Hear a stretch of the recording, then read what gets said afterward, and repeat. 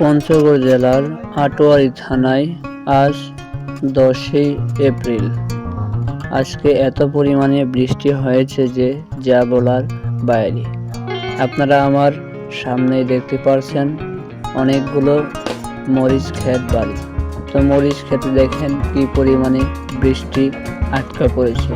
শুধু মরিচ বাড়িতেই নয়, আরও আপনারা দেখতে পাচ্ছেন ভুট্টার ক্ষেতে এবং শসার ক্ষেতেও কত পরিমাণে বৃষ্টি জমা পড়ে গেছে। আলহামদুলিল্লাহ, 2025 সালে এই প্রথম বৃষ্টি এরকম হলো। আসলে এটা খুবই আনন্দকর এবং আল্লাহর কাছে শুকরিয়াজনক।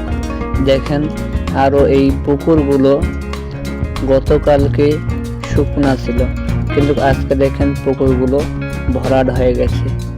আসলে এটা ভাবা যায় যে এত কম সময়ে আল্লাহ তাআলা কি বড় একটা নিয়ামত আমাদেরকে দিয়েছেন। আল্লাহর শুকরিয়া না আদায় করলে পারছি না। আল্লাহ রাব্বুল আলামিন এই সময়ে এত সুন্দর বৃষ্টিপাত দিয়ে ফসলকে সুসজ্জিত করার তৌফিক দান করেছেন।